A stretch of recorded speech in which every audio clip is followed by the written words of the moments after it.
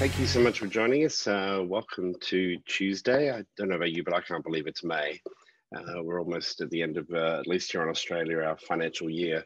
So it's time to get some work done, get a bit crazy. So thanks again for joining us. For those of you who are joining us for the first time, appreciate you making some time to be with us today. So let's get started. We'll get straight into it. We've got quite a bit to get through today, as usual. So first thing, housekeeping. Many of you will know we use Zoom to host our webinars, and the sessions are recorded, and you'll be able to access those replays via our blog, but we'll also send you some information to access those once the recording has been prepared and is ready. So feel free to ask questions as we move through the session. You'll see there's a Q&A function during the webinar, and the Q&A is public. So if you do ask any question there, just be aware that it's visible to everybody who's participating, and you can actually upvote different comments as well. So please feel free to do that, or answer the question. If you know the answer to the question, go ahead and answer the question as well. If you wanted to ask a private question, go ahead and use the chat function. And I've got my colleagues, Matt and Jason, on the line. And Matt and Jason will be helping both with the Q&A and also with the chat. So feel free to use those as we move through the session today. For those of you that don't know me, my name is Derek Bell. I'm the Director of Customer Success and Marketing at Marketing Cube, and host this session each month, again, with assistance from Matt, our Marketing Manager, and Jason O'Donnell, one of our Account Directors. So thank you so much for being with us today. Alrighty, let's get straight into the agenda. What did we promise we'd cover? So as usual, we'll do a welcome and introduction, and there were some questions that were submitted this month. So we'll hit those questions straight up and try and get some answers to those for you. Then we're going to dive in and have a close look at segmentation and perhaps why we need to get rid of this notion of lists and understand, maybe it's semantics at the end of the day, but just help us understand the difference potentially. The next question is, which comes first, the audience or the campaign? Well, we'll answer that question, see what you think, see if you agree. Then also look at some tips. We'll actually dive into the platform and show you some navigation examples and ways to use segments and how to incorporate different things within that process. We'll also revisit the 21B information. Now, most of you will be live already with those releases. There are a few pods that go to release 21B this weekend. So once this weekend is done, everybody will be on 21B. And certainly while we have live Q&A at the end of the session, very comfortable with questions throughout. So please, again, use the Q&A and ask those questions as you think of them. Don't feel like you need to save them up for the end of the session. So welcome and introduction. Let's have a look. I figured given today's session was all about segments, we'd have loads of pictures of people. This is one heck of a segment. You can imagine trying to segment that group. I think they're actually a sports game, so that might be a little bit easier to segment. But let's have a look at some of the questions that were submitted this month. So this one from Kath in Sydney. Kath is wanting some information in relation to understanding the difference between merging, intersecting, and trimming in the segment. And we'll actually cover this in a bit more detail, and this is, but on screen here, you see the answers essentially. And then also, what does flatten mean regarding a criteria? So what I've done here is this information is lifted directly from the Help Center. So the key, if you go into the Help Center and just simply type in the word intersect, that word doesn't appear anywhere else in the Help Center, only in this definition. So first one, merging. So when you're looking at the segment on the left-hand side, and you'll have multiple filter criteria sitting in the segment, if you click on one, then hold down your Shift key and click on the other, these options then become available to you. So merging those lists will create a third list. So it takes those two, creates a third list, so a new contact list, and will contain all of the contacts from those two lists. Second one is intersect. So intersect list creates a new contact list. So again, we do the same thing. We click on one and hold down our Shift key and click on the other to highlight the two. So then what that will do is create a third list and gives you all of the contacts that are in common on those two lists. The third one, trim. So trimming list creates a new list of contacts that are unique to the combined lists. So slightly different. Now, flatten is a construct whereby when you use filters in a segment, you can often then add that particular segment to a canvas. And when you add it to the canvas, you have the ability to either add it once and those people will go through the campaign and that's it, or you can adjust that segment so it's in fact dynamic. So then for the life of the campaign, Eloqua will look back to the segment and refresh it on a schedule that you determine. So whether it's hourly, daily, or weekly, or whatever the time frame may be, Eloqua will constantly go back, refresh the segment, and anybody else that now meets that filter criteria will flow through. However, if you don't want that to be the case with some of the specific filters contained in your segment, you can actually flatten that particular filter, which means that those people that are in that filter at the time you flatten it, it's finished. No one else will be added, regardless of it being a dynamic segment that you add to a canvas. So, and essentially, it becomes a fixed list. It's almost as though you had uploaded those people via Excel and dumped them into the segment. It's a flat list. It's not dynamic in any sense. So it converts it from a dynamic list into a flat list. Hopefully that helps, Kath.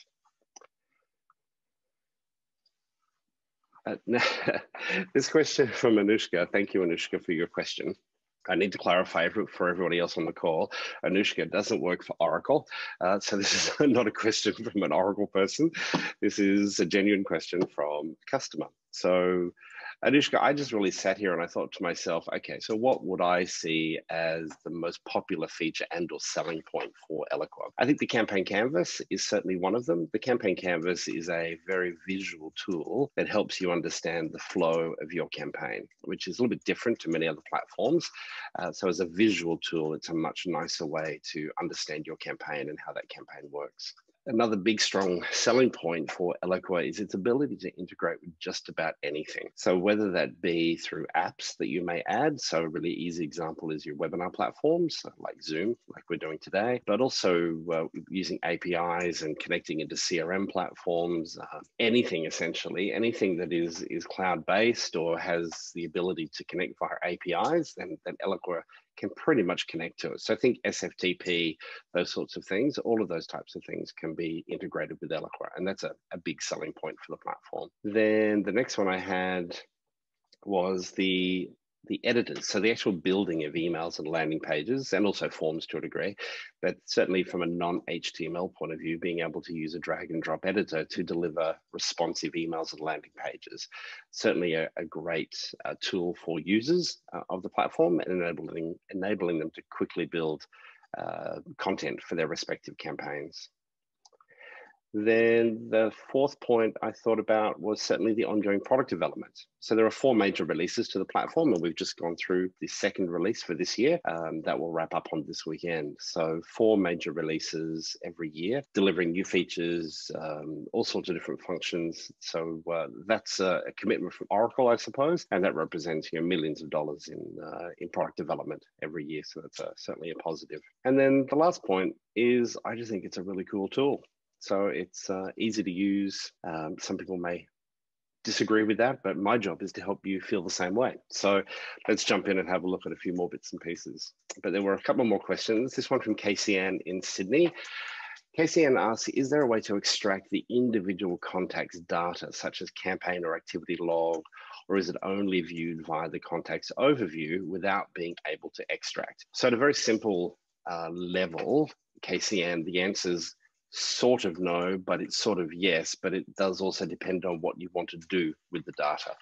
So in order to have people within your organization view the behavior of an individual, that's where tools like Profiler come into play. So Profiler is the perfect tool for salespeople, call center staff, anyone in customer service capacity, etc. It enables them to see in a really nice visual interface the behavior of a particular individual, but still know that information can't be exported at that point.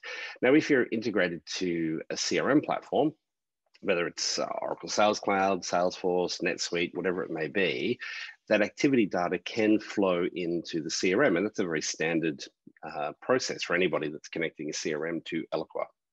So you'd be able to look at a lead or a contact within your CRM platform, and all of that individual data will be there as an activity. Obviously, once it's in the CRM, well, yeah, you can kind of do a whole bunch of things with it. You can build reports, you can export, you can do all sorts of different things with it. But I still don't think that's quite what you're asking. So another way you can look at it is using APIs, but this will then depend more so on the question you're really asking and what it is you want to do with the data. So once we understand what you're trying to do with the data, then we can look at the best possible way in order to get that information out of the system so you can do other things with it. So some examples would be moving it to some middleware, for example. So you may go from Eloqua to some type of middleware that might be, it could be some sort of analytical platform, and you're actually including the Eloqua data along with lots of other data. You may have other customer data that you wanted to build in and incorporate with all that information. So the answer is kind of yes and kind of no, but it does depend, as I said, on what you're wanting to do with it. If we understand what you're trying to do with the data, then we can be a little bit more specific. So I hope that vague answer is helpful, but obviously we can help you further if you need to know more. Now, KCN did have a second part to her question, which I've separated out as a second question, and that is she's looking at the Outlook plugin for Eloqua. So this is a screenshot of a typical Outlook interface, and you can see on the right hand side there's the Oracle sales tool. So Oracle has two tools that it has designed specifically for salespeople, one being Eloqua Profiler and the other being Eloqua Engage. And so essentially what the Outlook plugin does is it enables you to incorporate both Engage and Profiler within the Outlook experience. Essentially meaning that the Outlook user doesn't have to go from Outlook and then log into Eloqua to view Profiler or to access Engage. We have a number of clients that use it successfully. We do need to have a close look at, and you'll find lots of information in the Help Center as well. We need to understand which version of Outlook you're using, all that sort of fun stuff. Once we understand that sort of stuff, then we can be a little bit more specific as to what to do there. There are also plugins for Gmail. So if your organization does use Gmail, there are some great Gmail plugins as well that you can be using as a sales team or call center staff, for instance, or a service team. So there are a range of options available within that sort of sales tool umbrella. So KCM, I hope that helps. In relation to pros and cons, look, I think the pros certainly outweigh the cons. It certainly enables you to, from a pro point of view, enables you to give the sales team access to on-brand templates that they can use. It enables them to very easily identify recent behavior by individuals. The one thing I would suggest to you, and this is where we've seen the greatest amount of success, is instead of just simply rolling it out to 300 or 400 salespeople, what you're better off doing typically is starting with a small group, like a pilot group. And these people should typically be of a profile that understand technology and would actually appreciate the information that Eloqua is giving them. If you can get those people on board, they can become your advocates to then roll it out across the extended team that would be using it. That's where we've seen the greatest success, because typically the last thing any salesperson wants is for marketing to come in and tell them how to do their job. Or, oh, this is going to be fabulous. I'm in marketing and I know what you need. So if you can get the sales team on board, get that pilot group up and running, get them excited about it and what it's doing, let them be your advocates and let them control the rollout. You just sit in the background and get that information flowing through to the sales team so they have that insight. All right. So the other thing we like to show you each month is the attribution for this month's event, webinar. And so we have a couple of emails, and I actually realized I got the acronym incorrect there. It's actually both for the Australian exercise. So it seems this month that our first email that went out was the one that captured the most registrations. And for those people who didn't open the first one and didn't register, we sent a second email. And so from that, we picked up an additional 16% of registrants for today's session. So we tell you that because it becomes an interesting exercise to really see, when you're running an event and a webinar, is it a great idea to send a second invitation? Well, it certainly is. And we see month after month after month, and it does fluctuate from month to month, I must tell you. But this month, we certainly seem to hit a home run with the first email getting the most response. I think that's probably the highest response we've had from the first email in quite some time. So that was interesting. And maybe it's the subject matter that caused that to be the case. All right, so let's jump in. And just a reminder, if you do have questions as we move through, in addition to those that have been asked, thank you, please use the Q&A function or the chat to ask those questions. So the power of Eloqua segmentation and why you don't want to work with lists. Look, I think the thing that's needed here is potentially a paradigm shift. And I just thought for fun, I'd try and find the origins of that term paradigm shift. And so it seems that Thomas Kuhn is the person that we need to attribute that particular term to. It was apparently originally done from a scientific point of view, but as with many of those types of things, the business world has cottoned on to that particular use of that term. And so I say a paradigm shift because essentially what we need to do, I think, is a profound change in a fundamental model or perception of events. So I just pulled that part out of Thomas's quote. And that is that if we're constantly fixed on the view that a fixed list, typically from Excel and typically from some other system that sits within the business, and if we're just constantly uploading Excel spreadsheets into segments, then we're really missing some of the key benefits of what Eloqua is providing you and the insight that it's capturing. So we need a shift in our thinking in order to appreciate the value that you can get from using segments. All right, so maybe we should start with that paradigm shift. So that list, leaving that mentality behind us, I thought, what's a 4-step process? We all have a 4-step process. So first one is to stop, just, stop, think, have a think about what it is that you're trying to do. What is the campaign objective? What is it that we're trying to achieve with this particular campaign? Then go through the process of building our audience. So too often we just simply go with, well, we're just going to grab that list, or, worst case scenario, let's just hit the entire database. Hopefully we're well above and beyond the notion of just simply emailing the entire database. That's hopefully not where we're at. But we have a whole range of tools to help us identify the right audience. And we literally did this ourselves in Marketing Cube the other day. We have a whole bunch of people sitting in our system. I think it worked out to about 2,500 contacts. And these are contacts that we've worked with partners before. They're opted in to Marketing Cube, that's great, but we wanted to filter it down. So we started to look at the filters. We applied different filters for different things. And so what we've ended up with is now a list of around 700 people from that original list that we found. And so that's just simply using Eloqua to slice and dice the data. And so we have now a much more targeted list. And from within that targeted list, we'll start to look at the messaging that we want to try and re-engage that particular group of people. So I suppose the message there is that, we hopefully practice what we preach. So lists versus segments, and really what is the difference? And look, it may be semantics in language, but these are some of the things that typically I find create a little bit of difference. So lists tend to be static in nature. They tend to sit on an Excel file. An Excel file in and of itself is obviously a very static thing. It's not dynamic. You may go back to a source system for some reason. Maybe it's a CRM platform. Now, if the CRM platform is integrated with Eloqua, it really begs the question, why are we exporting lists to Excel to upload into Eloqua when the two platforms are integrated? It's kind of like winking at someone in the dark, right? It's really not that effective. It's not that an effective use of your tools and your platform that you have available to build a more targeted list. So if you have aspirations of trying to build and create dynamic campaigns where you have people coming into those campaigns at different intervals, then it's very hard to do that if the segment you're adding is in fact static, or to use the term earlier, is flat. If it's simply flat and it's fixed, then you can't do anything with it. So dynamic segments where filters are used, our experience is that it absolutely increases your overall campaign performance.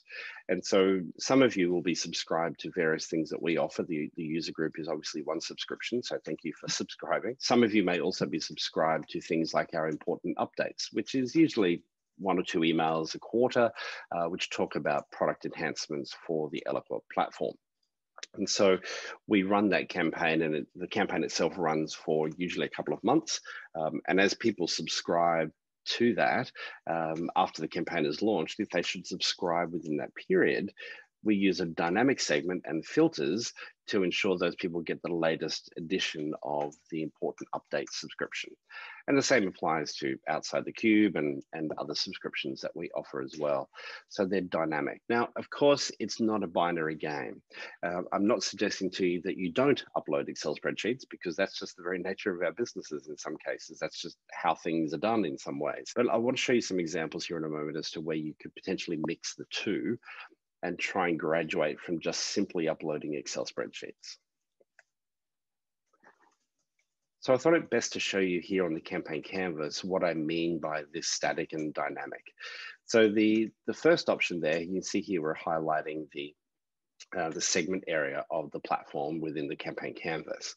And so here, the first option is to add members once when the campaign is first activated, and that's the default. And that's the default for every campaign. But you can change that, and you'll see in this particular example, this is actually the current important update campaign that's running at the moment.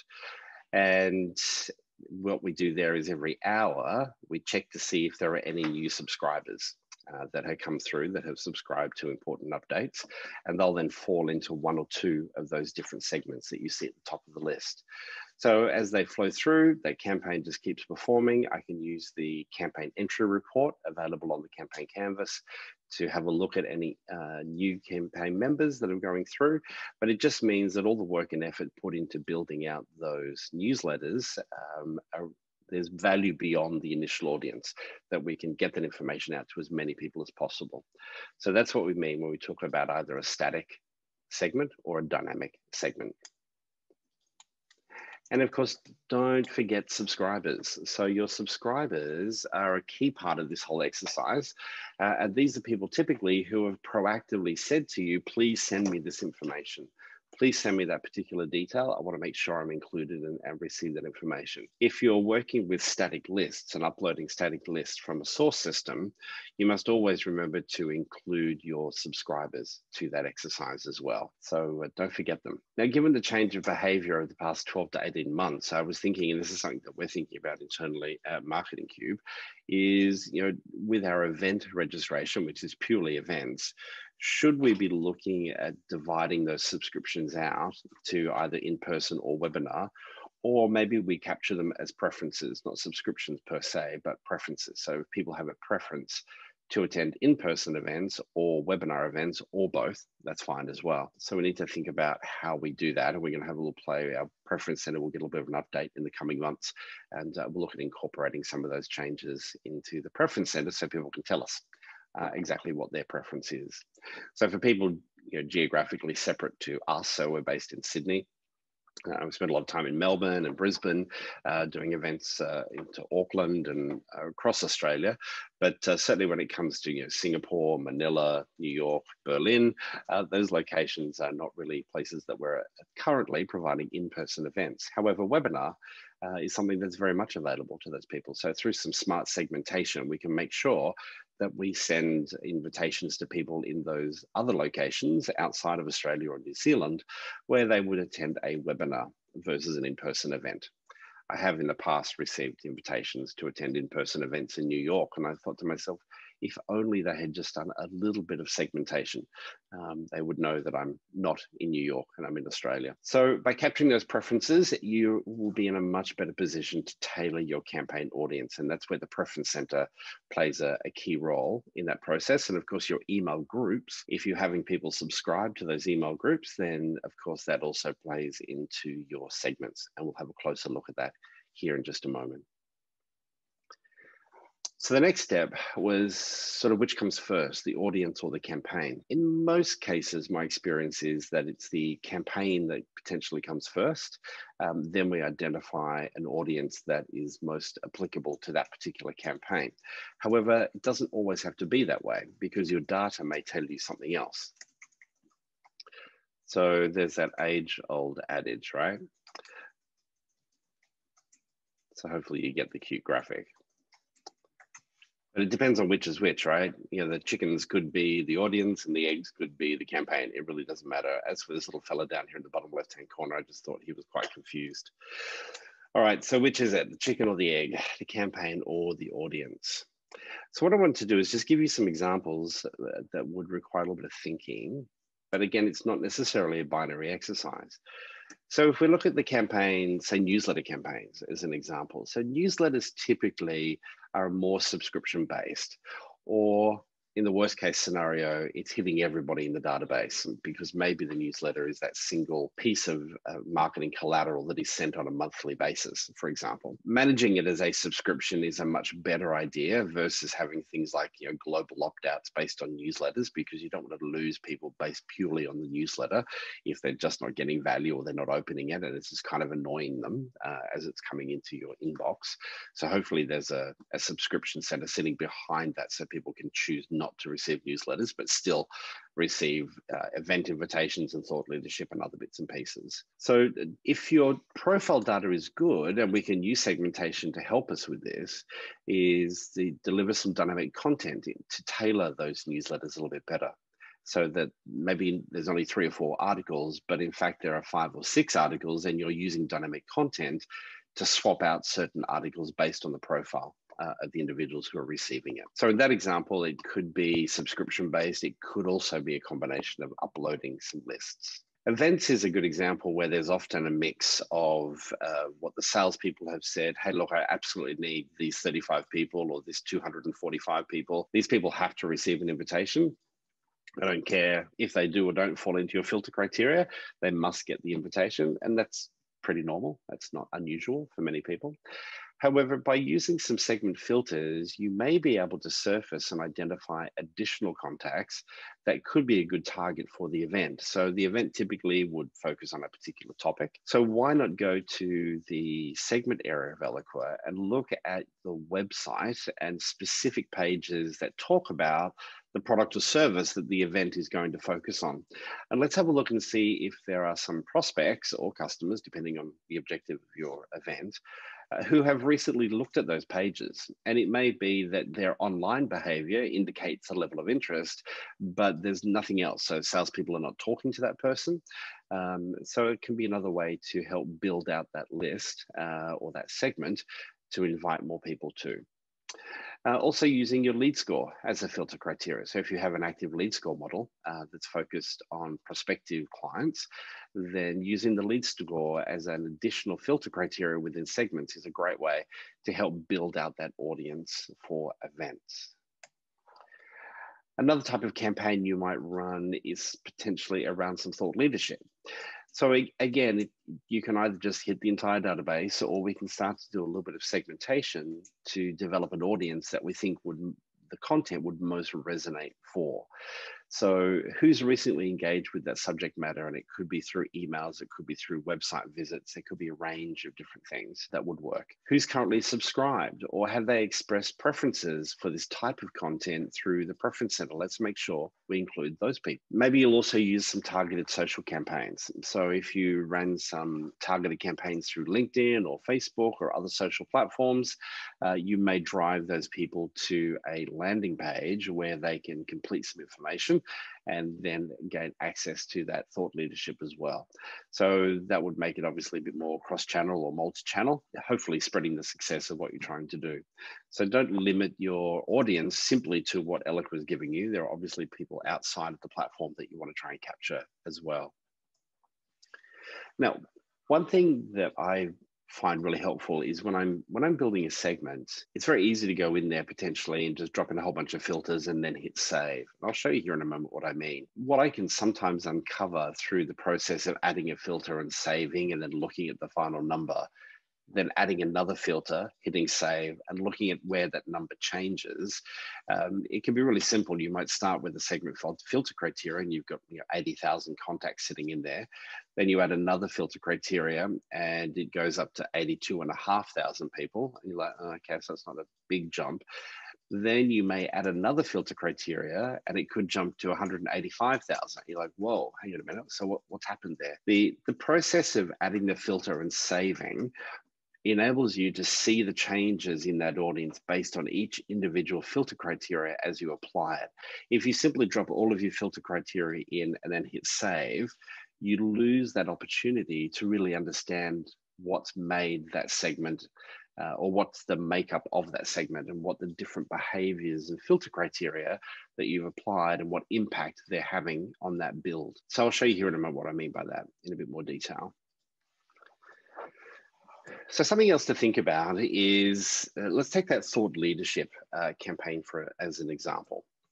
So let's say you're driving people to a page, and on that page is a form where they can fill that form in to access some thought leadership. And it could be a PDF, or it could be a video, or it could be anything. But as a result of you doing that, you'll send them typically a confirmation email. We might call these autoresponders as well. And so it's usually the form that sends that information to people.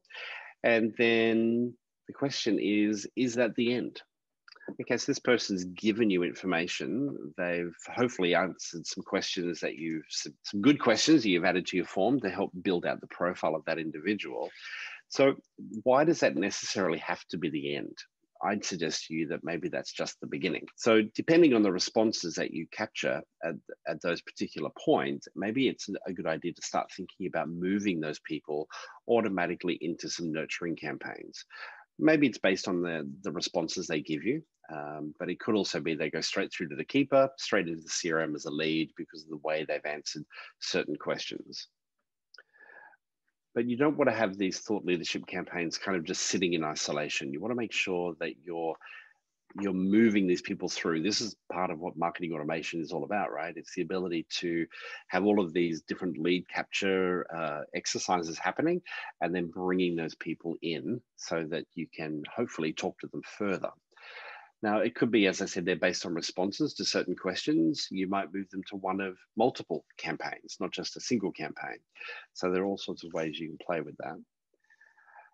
The other thing that's interesting is that every now and then I'll go back through. Now, some of you who have recently joined the user group will be going through our user group onboarding campaign, which goes for about 6 to 8 weeks, and it's about 1 email a week, I think it is. And so what I do from time to time is just look at the insight reports and try and identify the content that is getting the most activity. Now, I'll tell you, having done this just a couple of weeks ago, the most popular content that we have in the onboarding campaign relates to event registration.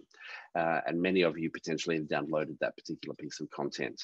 It's a 9 or 10 page PDF and pretty much is kind of like a dummy's guide to building an event registration campaign.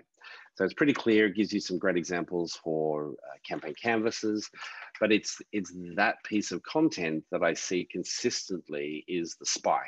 And so that's why from a user group point of view, we'll typically do event registration at least maybe 2 or 3 times throughout the course of the year, because we know that it's a topic that people are consistently wanting to talk about. Hence that last bullet point. So take the time to go back, have a look at those nurture campaigns, have a look at those always on campaigns, look at the individual pieces of content and try and identify which ones are performing the best. Then look at potentially refining them, but at the same time, also look at the pieces that are not performing. So if there are pieces that are just not getting click-throughs, maybe it's time to move on, retire those and replace them with additional content that you think is going to help people move through and get excited about what it is you're talking about. All right, so let's look at some specific tips to help you get more out of building better audiences with Eloqua segments. So I suppose there are a range of key tips that I'd share with you, and I'll just take a sip of my water while you read this information on the screen.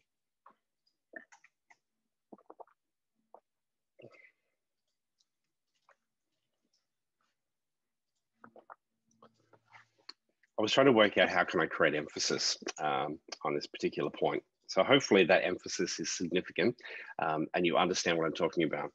So if you're going into your template chooser for segments and this is what your screen looks like, I'd suggest to you that there's work to be done. Okay, there's definitely work to be done.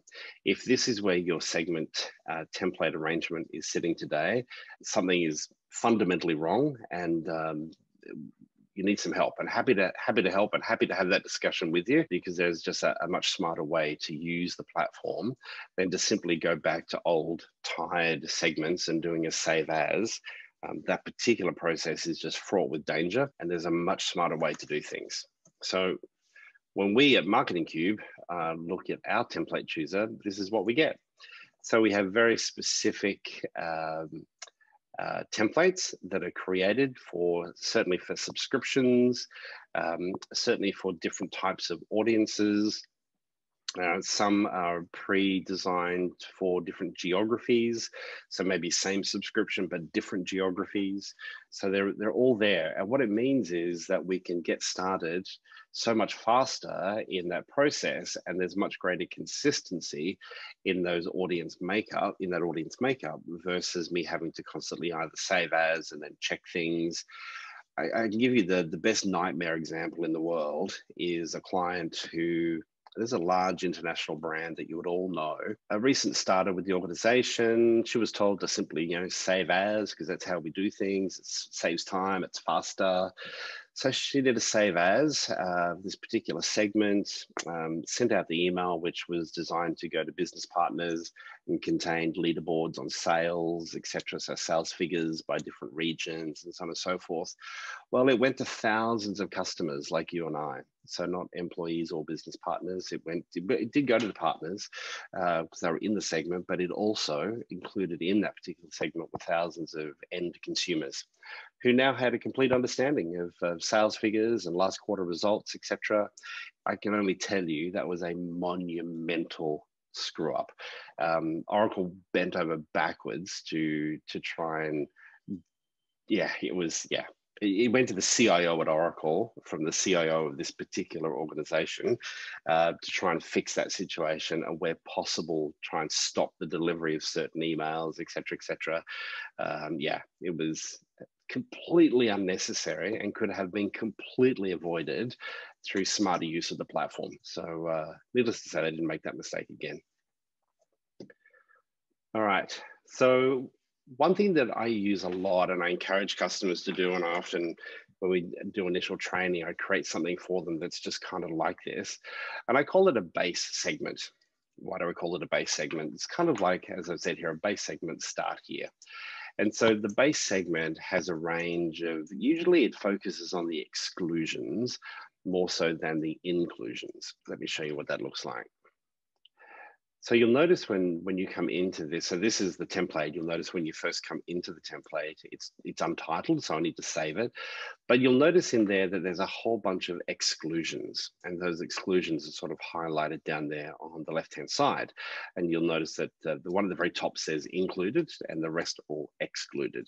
And so let's give you an idea of what they are. So people who are flagged from our CRM as inactive, let's exclude those. Anyone who's unsubscribed, globally or at the email group level, let's exclude those. Anyone who's a hard bounce as of now, let's exclude those. The account types.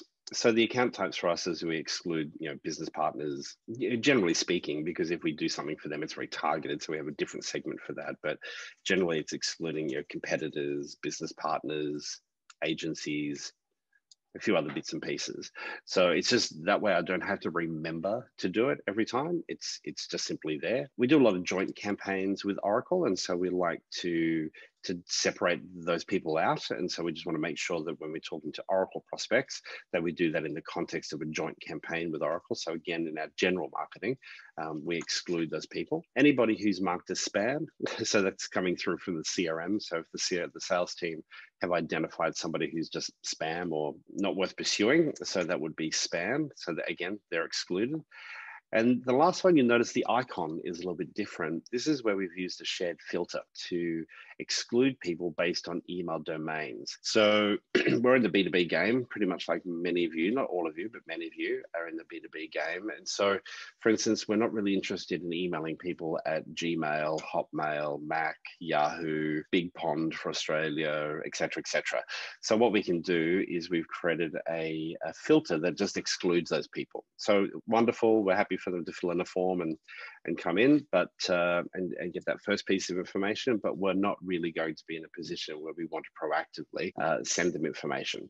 We make it pretty clear to them when they subscribe, and from time to time, maybe once a quarter, we do a campaign out to that group, encouraging them to disclose their work email address, because we feel from an equitable exchange of information, if we're providing thought leadership, the least they can do is actually tell us who they work for.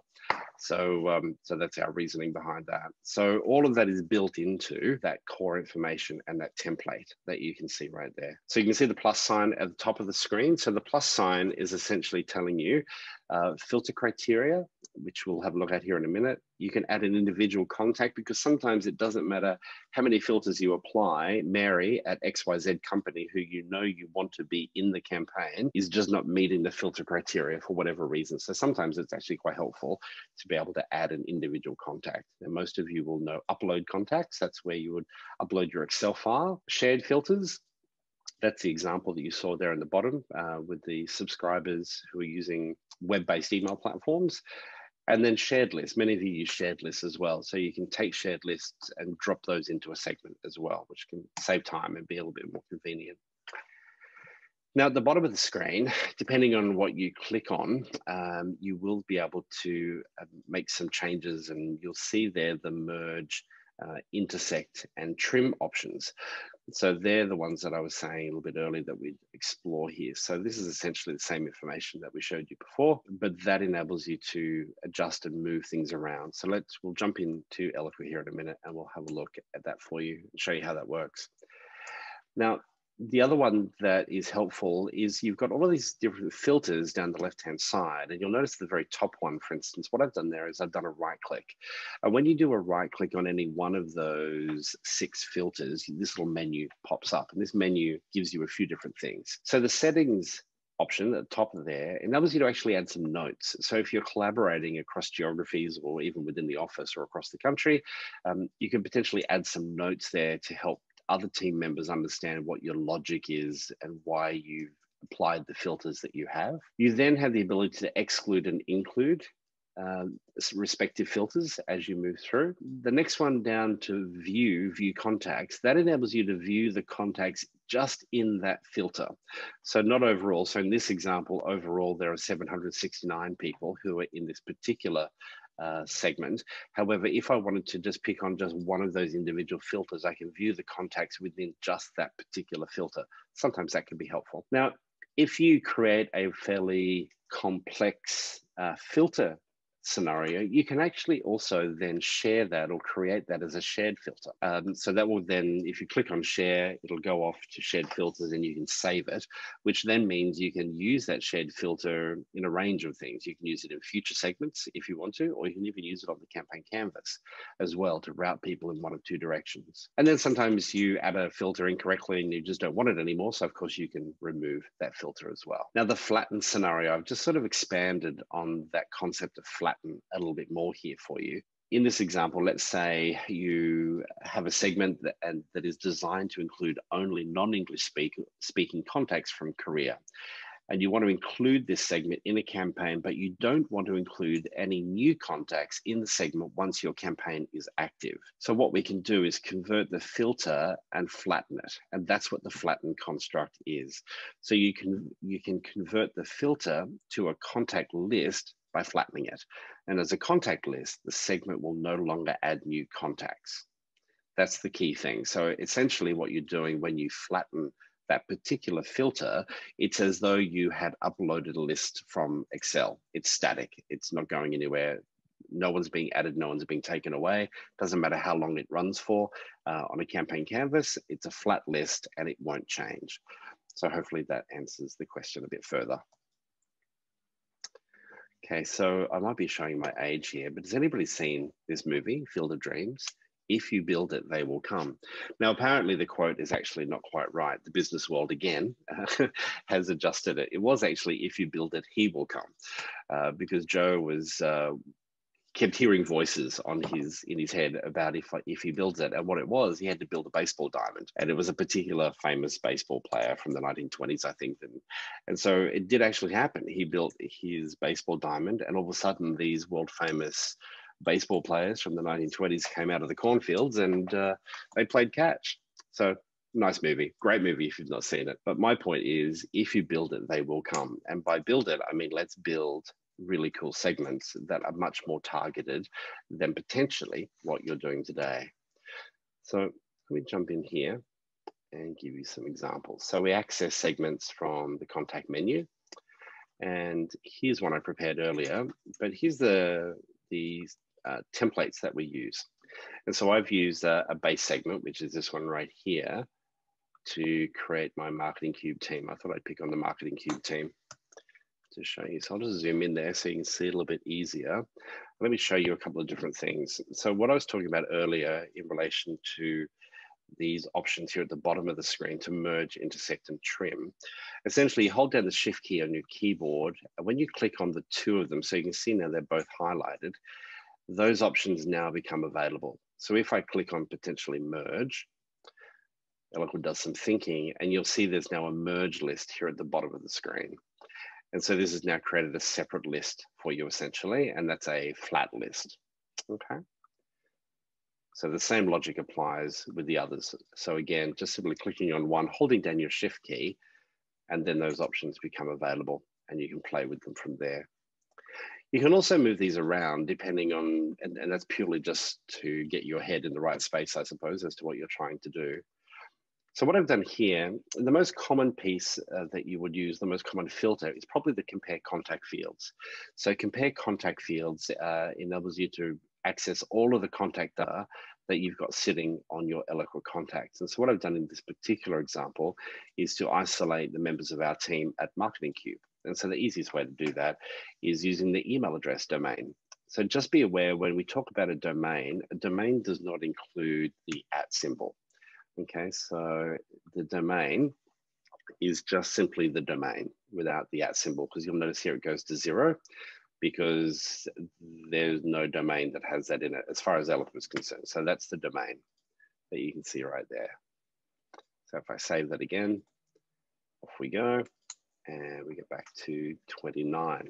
So you'll see it's 29 people meet the criteria here, but it's only 27 here at the top. So what it means essentially is that 2 of those people will be in here somewhere. They'll be sitting in one of these exclusions potentially. Now, other ways you can do it. So we've looked at opened any email. You might want to say submitted any form. Now we can either go with and, but that logic doesn't always work, right? So what we might do, if we click on the word and, it changes to or. So then what I need to do is think about my logic and the way that works. So if I select, I'm going to say at least one time, and you can see the various operators you've got here. I'm going to say within the last 90 days, like so. And you can see you've got days, hours, weeks, and months. So there we go. So I'm going to hit save, and let's see what we come back with. Okay, so 277. Okay, so we don't have 277 staff at Marketing Cube. So what's happened there? Okay, so what's happened is it's looking for anyone with an email address at Marketing Cube and who has opened any email in the last 30 days or submitted any form. Now, this submitted any form does not relate purely to Marketing Cube people. Now, if I wanted to relate specifically, I've got to adjust the filters. Let me show you how you do that. So again, I can click on this one, hold down my Shift key on my keyboard. If I click on the second one, you'll notice the word group appears here at the bottom.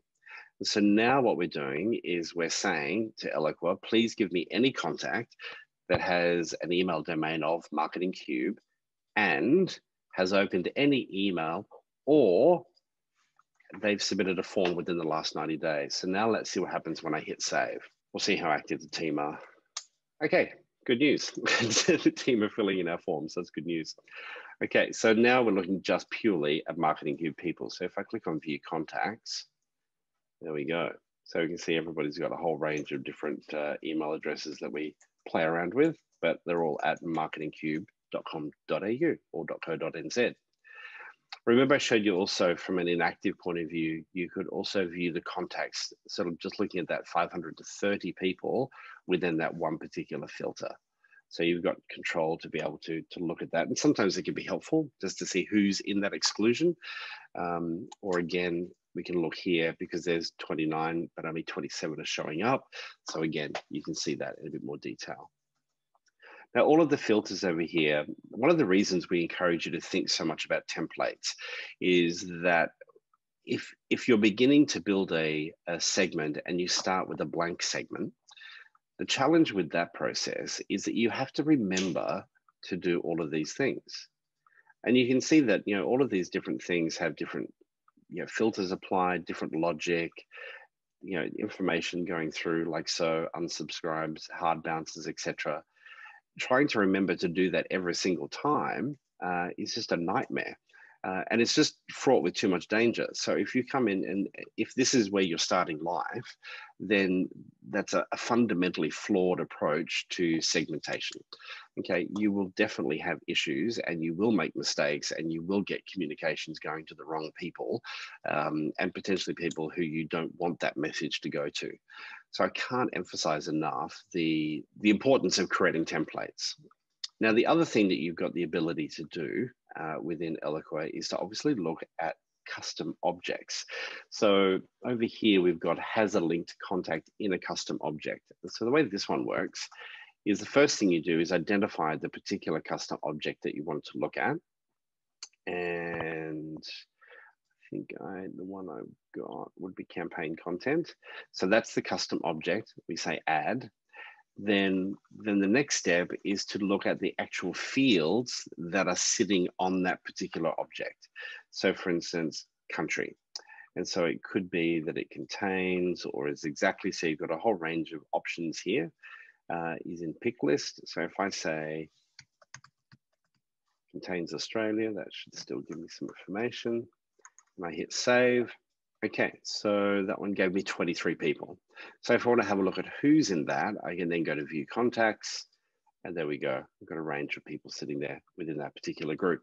So the ability to access custom objects, again, both from an inclusion and exclusion point of view, becomes really helpful. So remember, you can go switch to exclude if you wanted to. You've got great flexibility in the way that you go about that whole process.